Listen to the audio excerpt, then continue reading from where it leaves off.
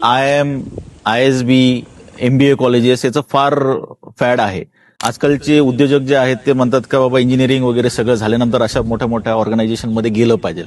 तर मला प्लीज तुम्ही मार्गदर्शन करा का खरंच ह्या ठिकाणी जाणं वेगळं काही शिकून जातं का आपल्या उद्योजकांना? अच्छा, फॉर्च्युनेटली मला म्हणजे मॅनेजमेंटची पदवी घेता आली 1978 साली आणि त्याच्यानंतर त्याचा मला व्यवसायामध्ये उपयोग सुद्धा झाला. तर आमचे सगळे कुटुंबीय जे आहेत, तर आमचे बंधू आहेत, बाकीचे डायरेक्टर्स आहेत, सीईओ आहेत, त्याच्यामध्ये आम्ही 2012 साली ज्या वेळेला प्रायव्हेट इक्विटी इन्फ्युजन केलं, येस सर. तर त्यावेळेला आम्हाला प्रायव्हेट इक्विटी इन्व्हेस्टर्सने असं सजेस्ट केलं की तुम्ही एक प्रॉपर ऑर्गनायझेशनची स्ट्रॅटेजी बिल्टअप करा ओके. आणि स्ट्रॅटेजीचं शिक्षण घेण्यासाठी प्रॉपर एक क्रॅश कोर्स करण्यासाठी तुम्ही Indian school of business ISB ISB. हैदराबादला जा.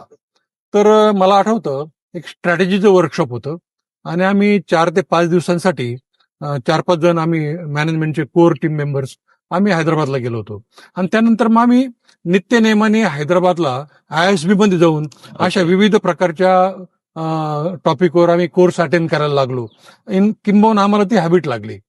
तर त्याच्यामुळे काय की आपलं व्हिजन प्रॉपर कॅलिब्रेट होतं. ओके. आणि आपण जे बोललात की हे असं फॅड आहे का, तर ते फॅड निश्चितच नाहीये.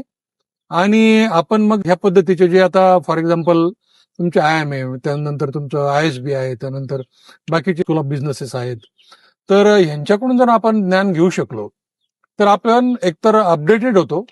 आपले जे पियर्स आहेत त्या कशा पद्धतीने त्यांच्या समस्यावर मात करतात ते आपल्याला कळतं आणि जगामध्ये ह्या बाबतीमध्ये ऍडव्हान्स कोणत्या गोष्टी आहेत तर त्या समजतात.